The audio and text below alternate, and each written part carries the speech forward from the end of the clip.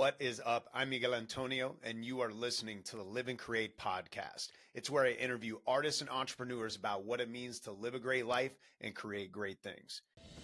The Live and Create podcast.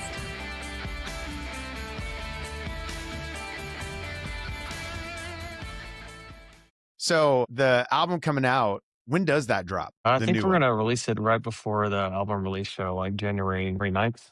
Okay. It's coming out. It sounds awesome, man. And it's brutal as hell, but very fun at the same time. Are you guys pretty pumped? Pretty excited? Yes.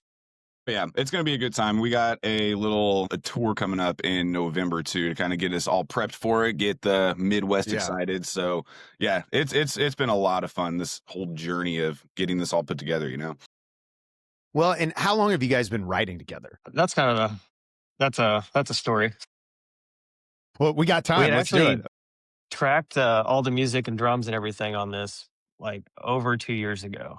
And we were working with another singer, and then he just kind of wasn't in anymore. He just wanted to walk away. His headspace wasn't just right for it. He's like, dude, I just don't want to do this anymore. And I don't want to like put this whole album out and then walk away right when it's done. So we were in the studio and he just bounced, and we just kind of like, at least he had the sense to not like leave you hanging with an entire full finished album. But yeah, sometimes us lead singers can be weird assholes too at the same time. Yeah, I'm not saying your guy was an asshole or anything, but sometimes we could get a little, like you said, in our heads. Yeah. No, he was one of my best friends. We're still cool. So I'm. Well, that's good. His mental health over a musical project every day. That's Absolutely. fair. That's fair. Yeah. That's fair. But yeah, so you guys were in the studio, and Tyler, is that where you entered in? Well, it was interesting how I entered in. So it was just kind of out of the blue. So I actually met Kenny last year, and we were out on a boat together. And essentially Kenny had played another project, and it was all instrumental. I had a bunch of melodies that got stuck in my head. I was like, hold on a second. And I ended up just, without his permission, he ended up liking it. But without his permission, I ended up like just making a song over one of the songs. He liked it. He was like, hey dude, keep going. So ended up doing that, got to get to know Kenny a little bit more, realized that the Perilous Ones was a thing. Honestly, being in a hardcore band's been like a dream of mine forever. I've just never really had the opportunity or truly pursued doing like hardcore vocals. And so he ends up sending that to me. Yeah, did the same thing. So just wrote a lot of grief coming out in these two projects. So it was a good way for me to kind of get through my mental headspace too, but this has been a great way for it to come out. But yeah, so shortly after that, we ended up reconnecting with Josh Barber, who was producing this, and he ended up pulling up the old mixes. We we recorded the vocals on it, and here we are. So it's kind of an interesting story how it all even came about, but it was just, this is kind of the definition of the stars align, and timing is everything. I'm telling you, like if Kenny wouldn't have been there on that boat, we wouldn't be here right now. It is cool to think like how those random things just bring us together along the path, and I love the tenacity where you're like, I'm just going to kind of take it on myself and offer this up. And then Kenny, for you to have the wisdom, be like, instead of like, I could see some artists, getting mad about that, but you saw something that you loved and to say, yeah, let's keep going. Let's do more. I think that's huge. That's really, really huge. And it's funny, Tyler, because I got introduced to you in the whole like heavy vocal thing, even though like now I've heard more of your rap in the past. But I remember Cody coming in, he's like, this is a friend of mine listening, and dude, your voice, I wish I could scream. I can't scream. I think I was telling you about that before. I've tried to figure out how to do it, and my voice hurt. Like the first day, I was just kind of like, I'm out. I can't do it. I'll let other people do it and just kind of lift weights to it as we're going. Yeah, that's awesome. So Tyler, I know a little bit about like your diverse like music backgrounds. Kenny, for you, where did music start for you? Back in school, band nerd here. Played trumpet in orchestra and jazz band, and nice. Kind of stuck with that.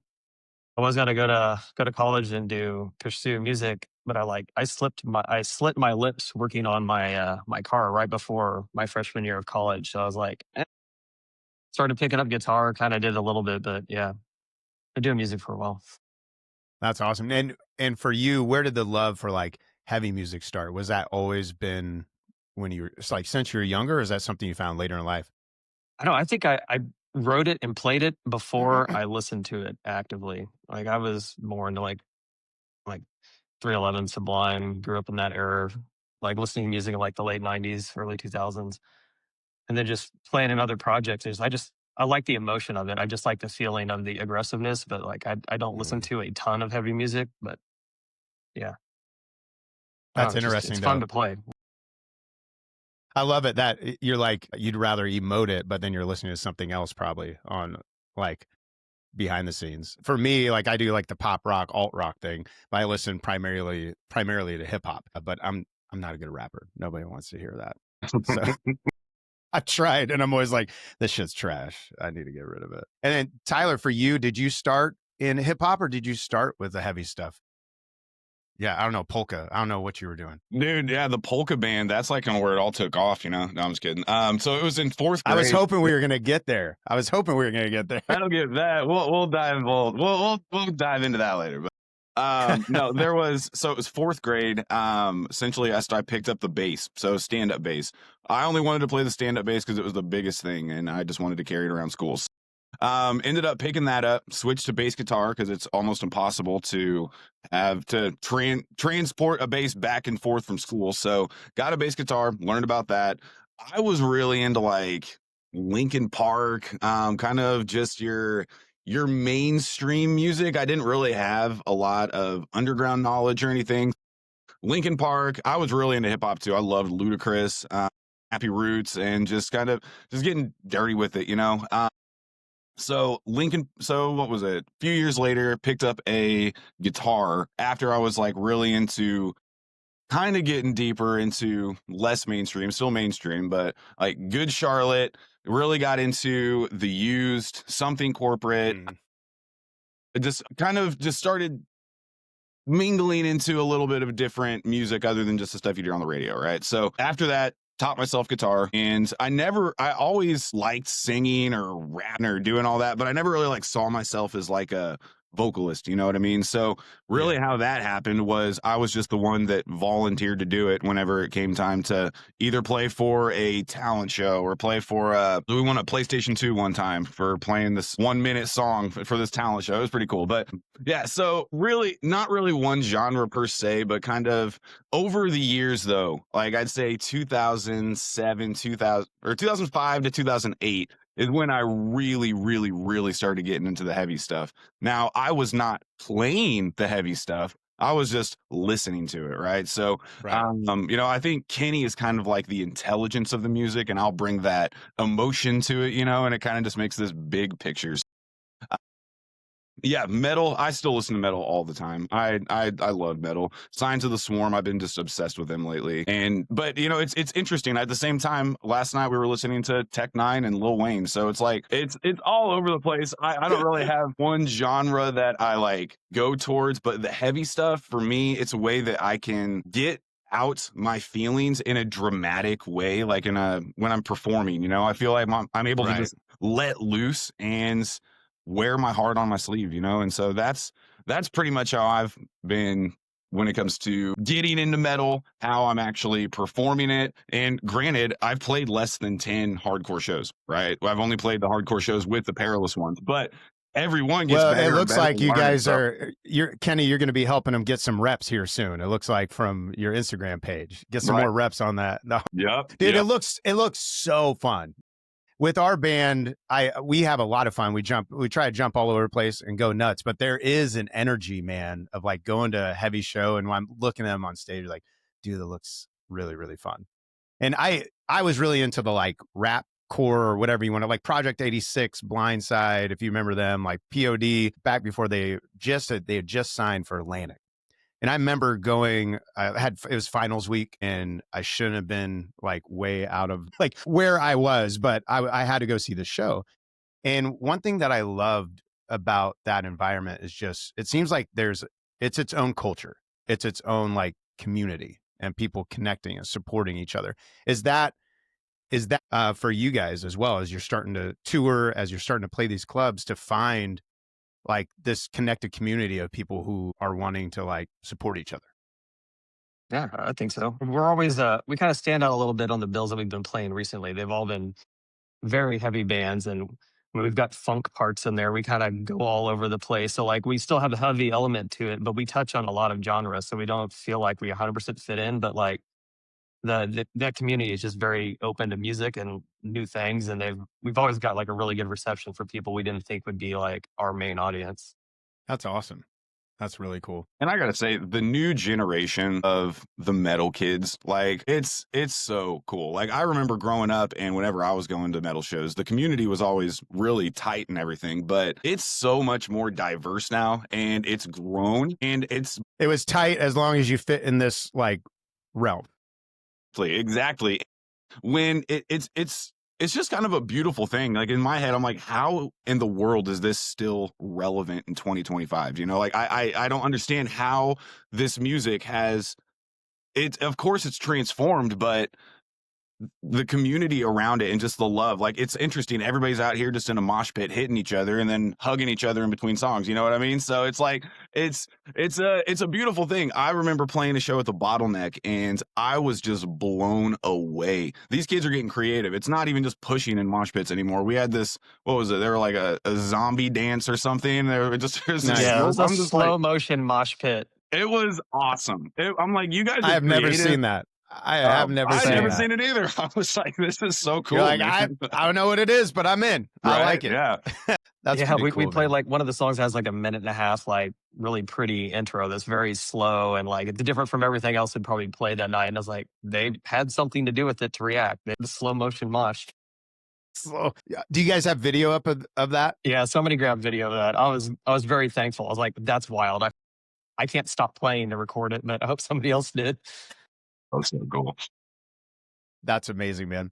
Yeah, it is really cool to see like the different communities that pop up around music genres. And it does, at least from my experience, it seems like some of the heavier music tends to have that more tight knit crowd.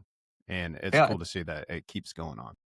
The last band I was in, 6%, we were active. He's still, up until recently, like 25 years. And that band is like punk, alternative, ska. And in the early 2000s, like Limp Bizkit took over. So every band around here that we played with sounded like Limp Bizkit, and we were like punk and ska. We were always the punk band on this bill with all these bands that sound like Limp Bizkit, and that the crowd was always receptive. So, I mean, I think people that love music. I think people that like the heavier music are more open to different styles.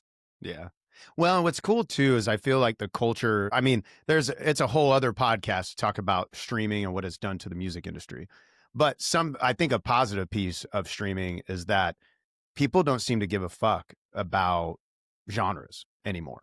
It's like you look at people's playlists if they share it to you, and it's all over, and it's all over like decades. Like they'll have like a song from the 60s and they'll have something that came out like 2 weeks ago, and all these different things. And to me, that's exciting because I love almost every kind of music out there. Like, and so I think to see that people are open to it is a very exciting thing. And obviously for you guys, meandering through different genres, there's a band called Attack Attack.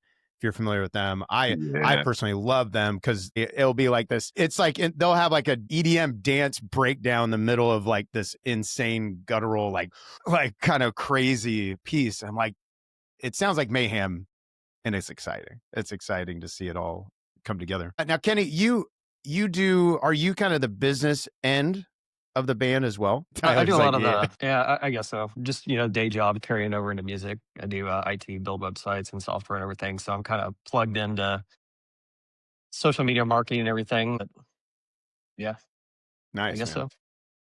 So does that get taxing for you though, where if that's your day job, but then also for your passion thing that you're doing, that you're kind of executing the same thing? Or is it just kind of like, hey, I can do it. Let me fucking do it. Yeah, it depends. The project he was talking about, the instrumental thing, like that's something I just did like all on my own. So if I felt like doing something, I rushed through and cranked stuff out and got it done. So I learned a lot in that. And this one, it just kind of depends. Like if all the cards fall in line and we all get our responsibilities done, we can move forward. It's really easy to do it. But I built our website in like an hour last minute, right before we released the first single. I was like, I don't want to do this. I'm off work, man. But he had the skill sets where it's just like, boom, man, I'm using like templates and it still takes me forever. Like I finally gave up on our website and I just put a link tree thing on it. I was like, I can't do it. I need to up that game. I definitely do. I definitely do. And the website looks great. That's for sure. Thanks. Now, how often are you guys going out and playing, touring? We're just getting ramped up, so this will be our first run with this Okay. project. Right now, for some So we're reason, I hoping thought to. that you guys are out there already doing some runs. So this is the first one coming up then. Yeah, we're hoping to try to do something next year, but we're all in other things. So it's trying to navigate the waters to make sure time opens up to it. But Yeah, being in a band with everyone else's schedules. Like we're a 5-piece band. And like there was one day I thought I was going to stab myself in the eye trying to schedule everybody because we got everything up on the calendar. I even have everybody shared calendars. And still it was just like, okay, here's a 3-hour thing that we're going to carve out and all of us are going to meet. This is what we're doing. It took a week and a half to figure out how to do that. What does that look like for you? A 3-piece, right? that Paris one actually started as a 5-piece, and that's another story how we got down to 3. But He started whittling away. It's like too many schedules, man. yeah, well, no, our drummer Mike Buckles, his brother Tim was the original bass player in this band, and Tim lives up in Lincoln, and phenomenal bass player, but just the schedules didn't work out. We're trying to be more active and write more, and he couldn't come down very often. And we had another guy to play guitar, and then COVID happened, and like his partner was, couldn't risk getting COVID, so they kind of like backed off. But yeah, we were a 5-piece, and then we went down to 3. We tried the Royal Blood setup, the Local H thing, and we eventually got to the rig that we have now, where it's just, I'm playing 2 guitar rigs and a bass rig through some custom pedals. Yeah, once we got to the 3-piece, and we're like, people would say like, "Hey man, I want to play bass. I want to add this." After we recorded piece of stuff, a lot of people wanted to join the project. The 3 is just a magic number. It's so nice. There's always a tiebreaker on everything. There's less, it's, I don't know, man. It's magical.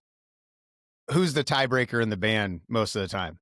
It depends on the topic. It really does. Yeah, it really does. We all kind of tag team on somebody at one point. Yeah. Do each of you guys have like your passion within the band? Like as far as like this guy's going to argue more about the marketing. This guy's going to argue more about the songwriting. Like, do you guys have like your own little arenas you've discovered thus far? I think it's still pretty new into it. I don't know. We're still feeling it out. We haven't got into the songwriting part yet because the music was already written before. Right. We're kind of excited to get through this run and see what this group comes up with. Gotcha. So no big arguments yet. It's on the way, and then you work it out and hug it out, right?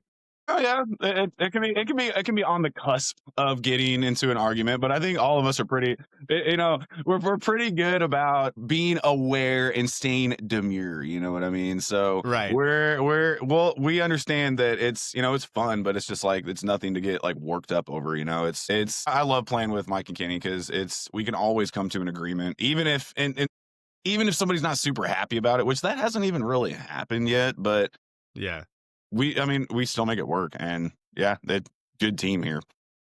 That's awesome. Well, and it's part of a team too, is where it's like no one, once you get more than one person in a room, no one's going to agree 100%, right?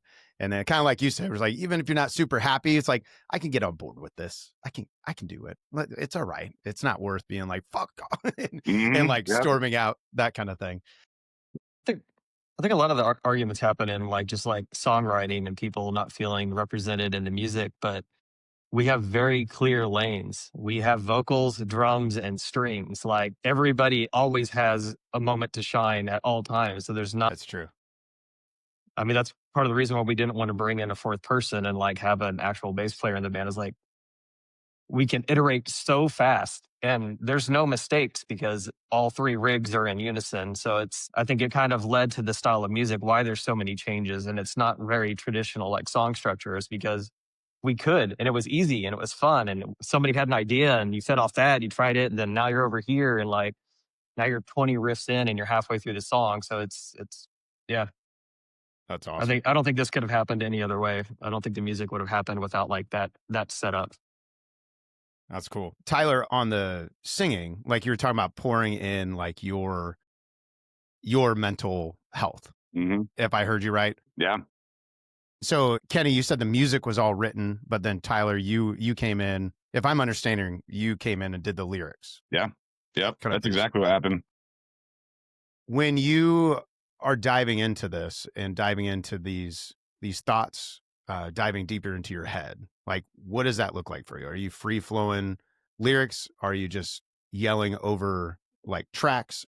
Are you, I don't know, are you journaling for 20 minutes and then seeing what comes out? What's that look like? Yeah, man. So I'll kind of start off. So my mom passed away unexpectedly from cancer 2 years ago. And for, the year after that, I was pretty much just on autopilot, not really feeling anything. You know what I mean? Like, obviously stuff was happening in my body, but I had no idea what was happening. Right. And so when it came to, Kenny's, so Lovely Burden was the other band, and then the Perilous Ones, the music has so much emotion embedded into it. Like, you can feel, or at least get an idea of what they were wanting the listener to feel whenever they're writing that part. I don't know if it was like intentional when they were writing that, but I felt some type of way, man. And I felt like it was pretty much the door handle to opening up myself, right? So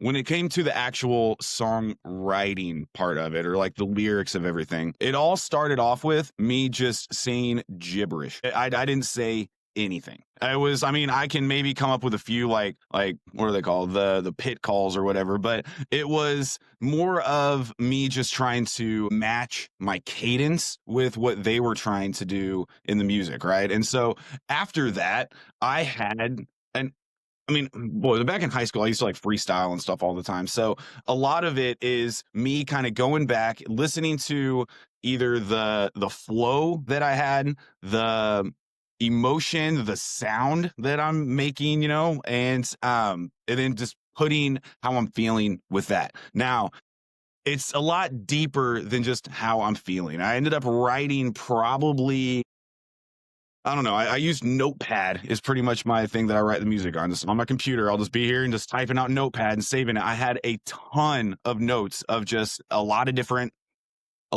evenings of me just going at it, right? So it's pretty much like journaling with kind of like a hip hop rhyme to it, right? It's not perfect, but it's kind of like journaling. So what I ended up doing with these is I took one of those, took the concept, not necessarily all the exact words, and I embedded it into the Perilous Ones. And so with the Perilous Ones, I had to get a little bit more creative because there's so many more parts than what I'd already written to. So I had to add on top of that. There's one song called Best Day Ever where I was really trying to figure out a different way to grieve, right? It was just pretty much, and still to this day, just drinking was pretty much the way to, get me through it. Just as long as I can have a bottle in my hand, I'm Gucci. I'll be fine. I'll just be, rock and roll autopilot. You go and do that for so long though, until it starts like bubbling over, So the song Best Day Ever, I'm like, all right, well, how can I actually grieve a little differently? Because I'm tired of feeling sad. I'm tired of feeling like mad or just the negative emotions. You know what I mean? So it was, so I challenged myself to kind of be like an actor and put myself in a position that I never would ever really be in real life, right? So this song was about digging up my mom's, like digging up her body, cutting her skin, putting it on, looking in the mirror, and still missing her, right? And so it was one of those things, and it was really hard for me, man. It was really hard for me to even get into that mind space, but that challenged me, which that was one of the first songs that I finished for the Perilous Ones. That challenged me to open up my mind into the rest of the songs, right? So to put myself in a position where maybe I'm playing a character, right? So, and instead of me just saying, I'm Tyler, I'm sad, this is how I'm feeling right now, ho, ho, ho, ho. No, make it creative and a way that other people can possibly relate. Growing up, whenever I was like figuring, like 6th, 7th grade, started like learning about depression, anxiety, and all that stuff, the most music that I related to were the people that have felt that before, And so with this, trying to add that just little bit of flair with the characters that I'm playing in the Perilous Ones, it is me, but it's like very extreme, exaggerated versions of it. You know what I mean? So yeah. But yeah, but ultimately it's just been an outlet for me, figuring out different ways to cope with life, and it's been really healthy. I love the way that it ends up sound, like the way that it sounds. I love the feedback that we get from it, positive and negative. I understand it's not for everybody, but it's been a journey, and it's interesting that it's kind of just the beginning of this, you know what I mean? So I'm really excited to see what this next year brings with everything, because plugging in that same formula into when we're going to start writing more music, dude, Right. it's going to be beautiful. And to see what you guys will be able to do as now everything is kind of intermeshed. You brought up Linkin Park, and in the beginning they would write all the music, and then Chester would come in and Mike Shinoda would like write over it. Mhm. And it wasn't until later that they started kind of forming it all together. Like, but they were like, if one doesn't work with the other, we just throw it all out and go to the next one. Mhm. So it'd be kind of cool to see like the next iteration. And how fun is that? This iteration hasn't even come out yet. Right. Yeah. And you're already looking forward to that. Man, I love that perspective of actor. Sorry, I had to adjust my volume. My dog decided she wanted to maul the mailman or something in the background. Being the actor, because what I hear you saying is like you found a way to be authentic, but then kind of blow it up and allow other people to fit within your experience. Mhm. And I think that is a trick, right? In art, when you're creating, because yeah, we get so wrapped up in our own little shit that sometimes it becomes closed off. And there was I wish I could remember the movie. It was about The Rock, and actually is about like some wrestler girl who was like coming up in the WWE, and she met The Rock, and she was asking backstage like for advice, and he was like, just be who you are, but turn it up to 11. Mhm. That's what they need out there. That's what the fans are going to connect with. And that, for some reason, that always stuck out to me and it made me think of that, as you said, where it's like, it's me, but let's make it bigger. And then, Exactly. then people can fit in. And that's exciting when it comes to art, like finding a way to connect it, or else we might as well just play in our basements Exactly. on our own, you know? Yeah. When it comes to the stage show, how do you guys approach prepping for it? What are your goals on stage? What does it look like when you're on stage? That whole process, what's the live thing look like for you? I don't know if there's a lot of prepping for it. It's just, I don't know, just how you feel in the moment. A lot of our transitions we kind of practice, but we kind of do little jams between each song. It's just whatever we're feeling in the moment. Back to the 3-piece thing, like it's very easy because it's just me. So as long as drums and guitar in sync, we kind of just do whatever. So it's been a little bit different each time.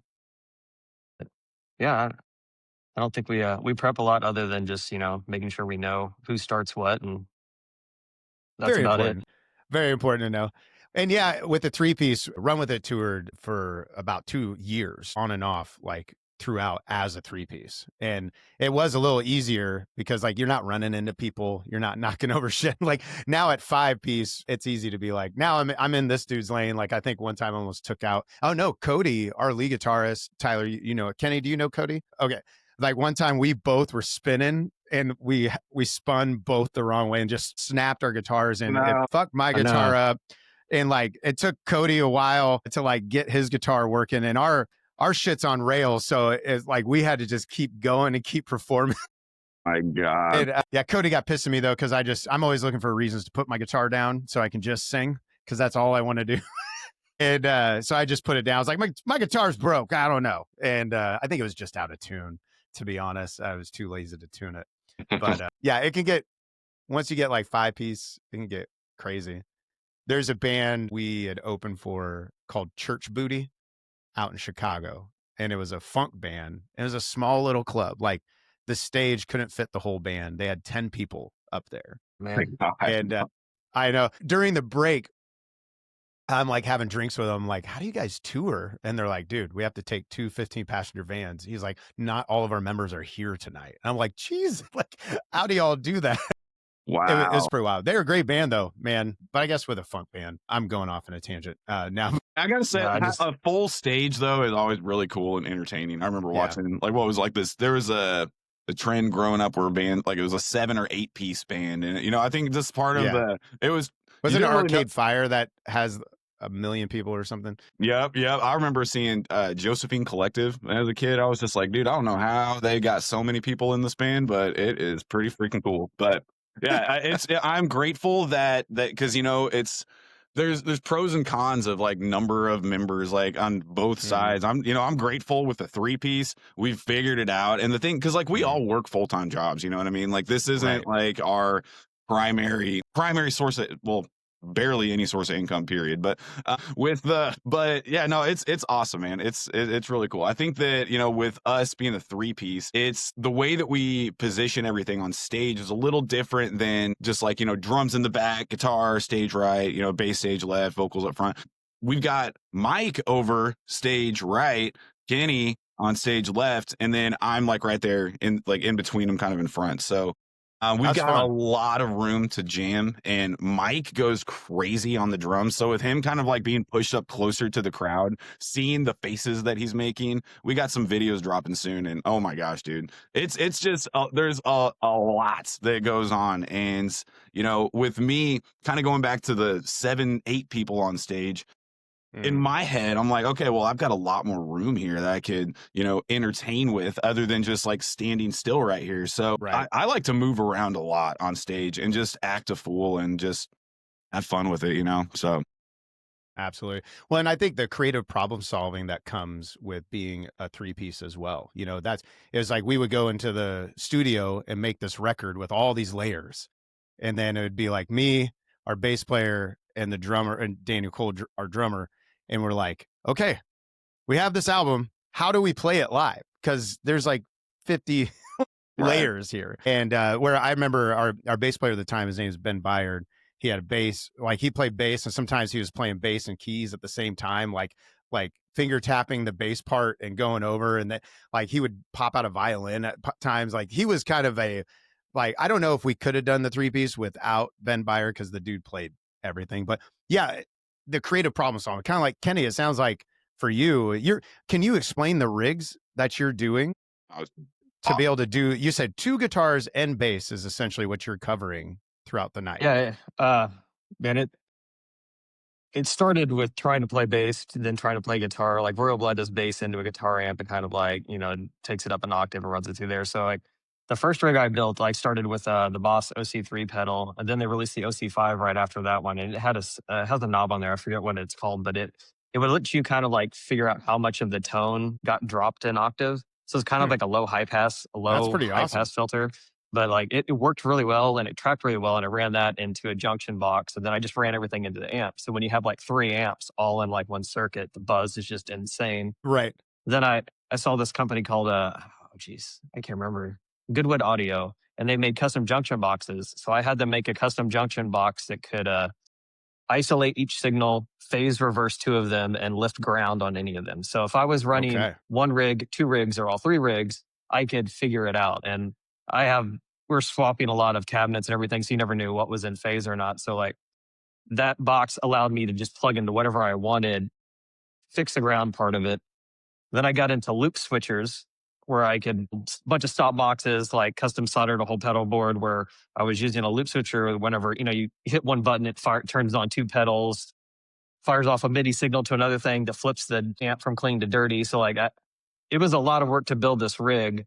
And then I found myself in 4 projects and did not want to build another pedal board. So I went the Quad Cortex route. With our producer, Josh Barber, is like all about the Cortex. So he's like, yeah, man, I was like, if you get this, like I can build your rig in it. I'll show you how to do it. So we captured all of my amps, put them into the Cortexes, the IR captures. And so I'm running through that into my custom junction box that's still needed to like do the phase reversal and isolation. So there's not a big buzz. So it's nice. I mean, we played a show at the Granada, and it was with Knockaloose. It was like packed crowd, and like the silences in that room were just dead. You could hear a pin drop in the room because like the rig is so clean. I'm playing everything, so everything that just stops and just like all the breaks. It was really cool to like be in a room that big, full of people, and like hear dead silence everywhere. But yeah, I think I went off on a tangent there. But yeah, no, that's some super creative problem solving there. The Quad, you said the Quad Cortex? Yeah, Quad Cortex. Yeah, I'm not familiar with DSP. that. Nice, man. Is that It's like its own separate pedal board that you can go in and program amps, that kind of stuff? Yeah, it's got you can pick amps, cabinets, you can pick which microphone you want on the cabinet, where you can place it in there. It has like kind of 4 lines through it where you can have effects and then go into this amp and then go into more effects, or you can so I have it kind of split out that the bass has its own line where I can kind of clean stuff up, boost it. And then I'm also running into a Sans amp after it to give it a little more meat before it goes into the power amp. But Now, is after that, with you switching to that board, are you still using amps live? yeah, I'm using power amps and guitar cabinets. Okay. So And visually, just like coming I've got, straight out of that board. yeah, I've got 2 412s and then the good old Ampeg fridge. But Right then I on. have like a rack with like 3 power amps in there, and each one of those can power it. That's pretty awesome. Yeah, I gotta see this. Like I remember I had a band in college. We played, it was like a jazz funk band. There was one guy in there, he played the Charlie Hunter guitar. Have you seen that? It's like 2 bass strings and then 5 guitar strings, and it's got like its own voice, and he's like a jazz dude. And there was one dude playing that guitar, and it was me, my lead guitarist, and our bass player sitting at a table where like one guy is making all 3 of us look like idiots right now because he's so good. So I'm ready. I'm ready to see what this looks like, man. I'm excited, man. That'd be It's always cool. fun to do a sound check too, because like check the bass. So I have a patch for a sound check where I can just play the bass guitar, just guitar 1, just guitar 2, and then clean on those to kind of go through everything. Right. I had to learn that after the first show. I'm like, oh, I need to just be able to play the bass by itself. How do I sound check? But man, yeah, I look forward to seeing that. So you had talked about, both of you guys talked about how you have like the day job thing, right? So you have your own jobs. Sound like Kenny, you have your own business. Did I hear right? What are some tools that you use in your life to be able to balance, or maybe better live in the tension of like trying to build a music project while also like having other careers? Calendar, Apple's calendar.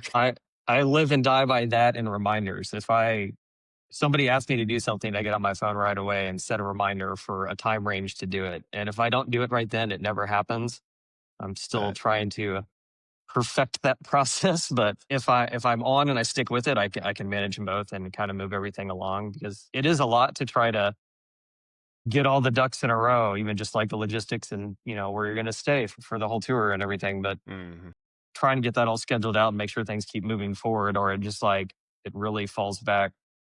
But I think the thing that helped us out the most on this release, we're not setting a release date. We're going to have the finished product in hand and then decide what we're going to do with it and how we're going to roll it out.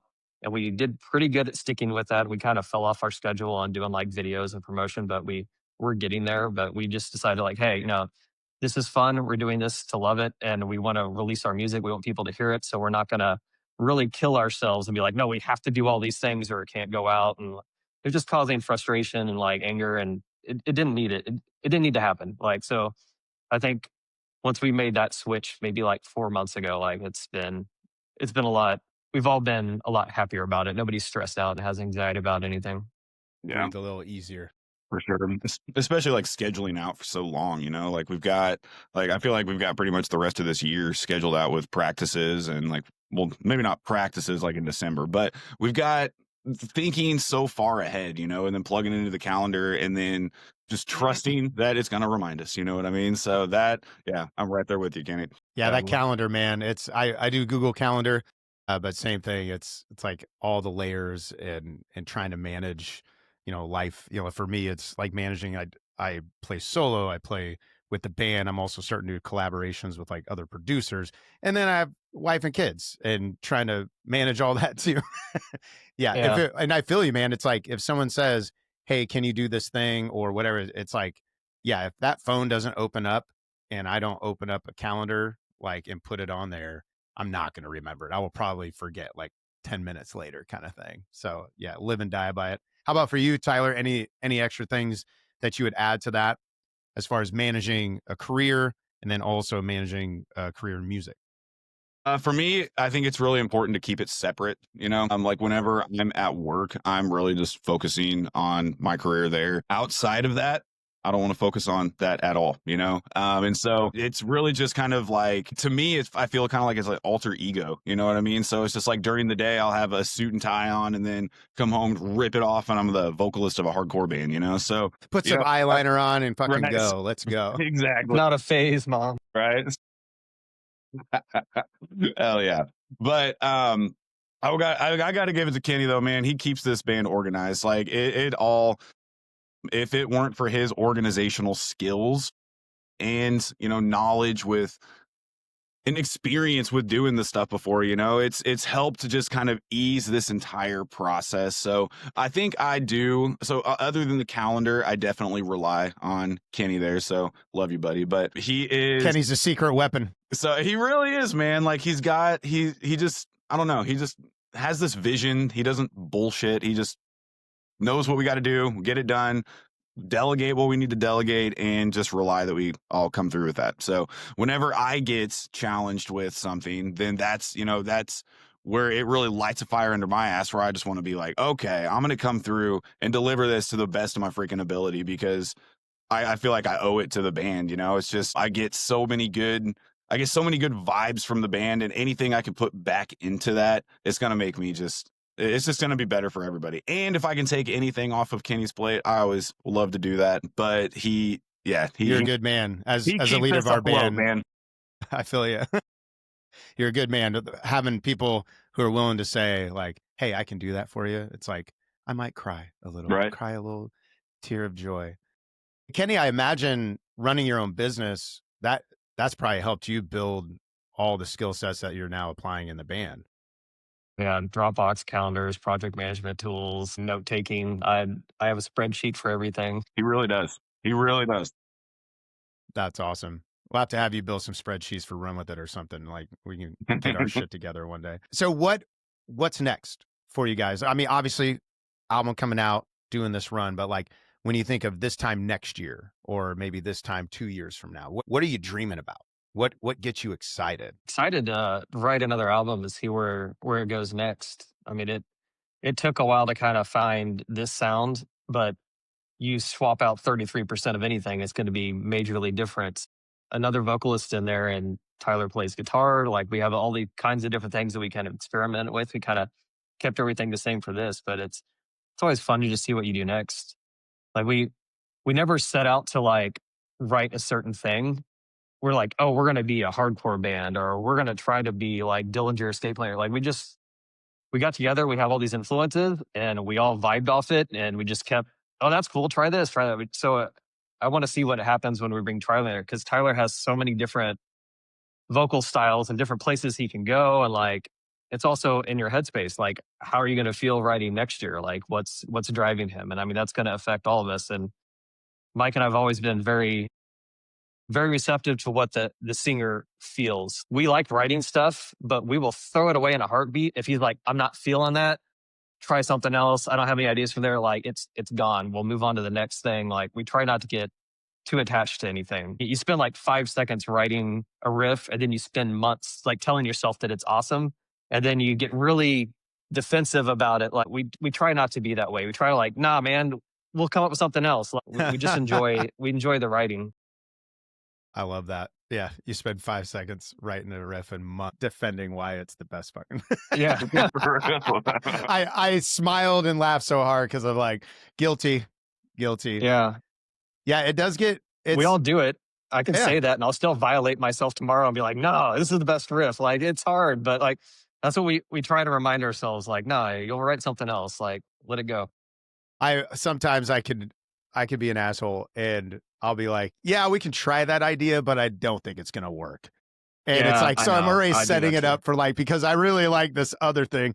And then the best parts are when we try the idea after I say an asshole thing like that. And then I just kind of smirk and I'm like, yeah, your idea was better. Damn it. All right. I was wrong like, once for this year, and that was it. This day. Yeah, man, that collective writing, the beauty of a band coming together. I think about Rick Rubin. His book is The Way of the Artist. I think it became like our Bible in the band for a while. I don't know if you're familiar with that. No, sounds like it's a good read. Yeah, Rick Rubin, producer, like produced some of the biggest albums and artists all across genres, and wrote like his basically a book on his process with working with bands. And he talks a lot about like, instead of arguing between A and B, why don't you guys figure out what C is? Like helping people find like the merging, like the better idea, you know? And it seems like when you get caught in the arguments, and we do it a lot, I do it a lot, but when you get caught in those arguments, you might be missing something that's bigger beyond it. Yeah. And it's what we're finding more and more. Tyler, for you, what are you dreaming about over in the next year or two for Perilous Ones? Yeah, I am, man. Realistically, I'm really stuck on this tour. I'm really excited to do that. I've never personally gone out on the road and done this. So this is the first time in my life doing this. So super excited about that. Obviously, the songwriting is going to be really cool. But for me, I just want to continue to just travel and play shows. I think as long as we can is set up goals around that it gives me this high that it just lasts forever, man. Not forever, but it lasts a good amount of time. And as long as we can keep playing shows, man, that's going to be the biggest thing. Connecting with people is what I really like to do. And whether it's, audibly or visually, like I just want to keep connecting. When it comes to my mindset, I agree. Kind of going back to what I was saying earlier, I'm starting to train myself to like be a character, kind of going back to an earlier conversation, but I'm not super concerned about like what my mental space will be per se, because I've trained myself to become how can I say this? Become a writer regardless of what's going on. Now that's not obviously obviously writer's block's a real thing and all that, but I'm just super excited to see what happens. I'm here to ride the wave and go from there. I don't know. I want to play shows, play music, put it out. If there's ever, any income involved, that'd be sweet. But that's not like top of mind right now when it comes to this, because right now we are still kind of evolving into what this next era is going to be for the Perilous Ones. And I think as long as we just keep doing what we're doing, it's just going to naturally, organically grow into what it needs to be. And I think that we all bring really good elements individually to the band that just collectively explode. So we'll see. I'm here to ride the wave, make it happen, play shows. And yeah, that's where I'm at. I love it, man. You came back to that, the different character, I think of his alter ego. There's a guest a few weeks back. His name's Omega Sparks. He's a rapper out of North Carolina and is doing incredible stuff. And he was talking about that, where he purposely developed like a full-on character when he's on the mic. Because he's like, in rap, you have to have like so much swagger and so much like boldness. And he's like, but if I live like that every day with like my family, they'd be like, who the fuck? Right, yeah. It's like, so he had talked about the same thing you did. You get to explore things in a different way. Mm-hmm. Yeah. I love that thought. I feel like I want to sit with that as I'm writing in the next week. Cause yeah, you can explore differently because the cost is a little different. But yeah, man, I'm excited for you guys and what's coming up. Last two questions, and we can just kind of go, whoever wants to start and the other one can finish. But just from the podcast itself, this concept of live and create, I'm personally like always wrestling with, what does it look like to live a great life? What does it look like to create great things? And so I love asking other people about it. Right now, we'll start with that first question. Right now, how would you define living a great life? I think finding the balance of living for yourself and who you really care for. It's easier said than done, but too much focus on yourself takes away from others. Others are the ones that give me energy to, kind of invest back into myself. I think finding that perfect balance of that, because like if you sway too much one way or the other, then it's going to start interfering somehow. And then I think just being honest with yourself, man, like being able to take a look in the mirror and challenge yourself if you ever feel some type of way, because we're always growing, man. Like really, we're just a bunch of cells put together in some pretty skin, and we're just evolving, you know what I mean? So like being able to understand that, hey, we're not here forever, and everybody's life is unique, and being able to take any feedback, whether it's positive, negative, legit, not, it's being able to take that and truly sit with it, reflect, and implement something to make yourself better, and it's just getting better every day. There's no way that I don't think anybody, I think great life is going to be a different definition for everybody, but I think it ultimately comes down to, am I content with where I'm at? How do you measure happiness, and what are your goals in the future? So I guess that would be my 2 cents with that. That's awesome, man. Yeah, I dig that. And especially that part of feedback, like how important getting feedback is and in growing. Just yesterday, I put out a track. It wasn't about like me personally, it was about the music, about the work, but to get feedback. And I really like some of the feedback that I got. And there's a few things in there that I was actually shocked that they said that. I was like, oh, fuck. And it hurt. But I was like, but it honestly, it made me go back and question, like, okay, how do I fix that? How do I fix this? And then, that's where we grow personally, professionally. I love it. I love it. How about for you, Kenny? How would you define living a great life? To echo a little bit of what Tyler was saying, I just kind of thinking about it a little bit different. It's all about just trying to take care of yourself, making sure that you're in a good spot so you can help others. Like I get a lot of enjoyment about like helping my friends with projects or being able to just, do things for other people, or, like building websites for friends of bands, stuff like that. So it's try not to take on too many projects where I overwhelm myself and then I'm just mad at everything. So like it's trying to find that balance of like making sure I'm exercising, eating healthy, like good routine. So I'm in a good mental space so I can get what I need done. So I have time to, be there for other people. Man. Yeah. I think it's like your guys' kind of overlap in that regard is just the idea of taking care of yourself, taking care of each other, and finding a way to continually spin that in a balance. Yeah. That's huge, man. Well, right now, for the last question, how would you define creating great things? You got to be genuine.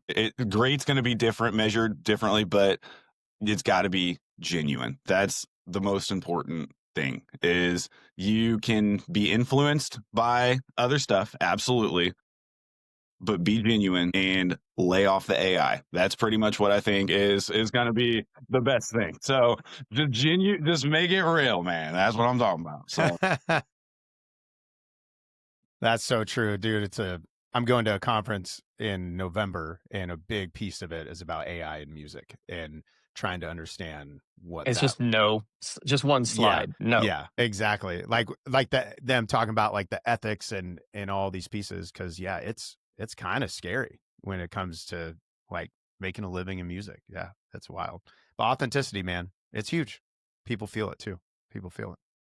How about for you, Kenny? But you said, what do you think? Like making something great? I don't think. How do I put this in words? I'm rambling here. I think great isn't up to you. It's up to what other people think. Like you're just trying to make the best thing you can, and you want to be genuine with it, but also think like you don't want to phone it in. You don't want to be half-assed. You want to like put in the work. You want to feel like you've given it a good effort, and then it's not up to you if people like it or not. You're making it just to make something, and like just try to do the best thing you can do. I don't know. That, man, to think about the fact that it's other people who will decide, and you literally have no control over that. Yeah, no, I mean, yeah. Yeah, that's huge, man. That's are you guys familiar with the artist named Russ? Yeah. At all? He's a hip hop guy. I'm on a big Russ kick right now. I'm like trying to study everything he's done. But he does talk about that. Kind of like what you're saying, Kenny, is this concept where he did one song a week for like 3.5 straight years and never missed a week. And he was like learning to offer up your music one after another. And he's like, the ones that I thought were great bombed. The ones that I thought were going to bomb, people seemed to love and like popped off. Like, he's like, I had no control over that. And it's almost like it gave him a freedom. Like when I think of that, it actually kind of feels freeing. It's like, we just do our thing. And yeah, everyone else does what they want with it, With that Lovely Burden project, I decided I wanted to do an album at last minute. So I had to write 2 songs right before I went into the studio. And the last thing that I wrote, the fastest, was like more popular by like 20 times. Like it was like insane. I was like, what? That one? Like you're like, I bled and sweat all about for that song. And you guys like this one. That's awesome though. I love it. Well, let people know how they can connect with you and get prepped for the new release and then listen to the stuff that you guys got out already. Yeah, theperilousones.com. You can get links to everything on there. It's the main hub. And it's a well done website. Hell Oh, yeah. Oh, Oh, yeah. it will be. Well, guys, thanks for making the time. Awesome. Yeah, Thanks, Miguel. appreciate it. That was really cool, guys. I appreciate it. Let me hit stop. Thank you for listening to the Live and Create podcast. If you like what you heard, make sure you subscribe and leave a comment or a review. The Live and Create podcast.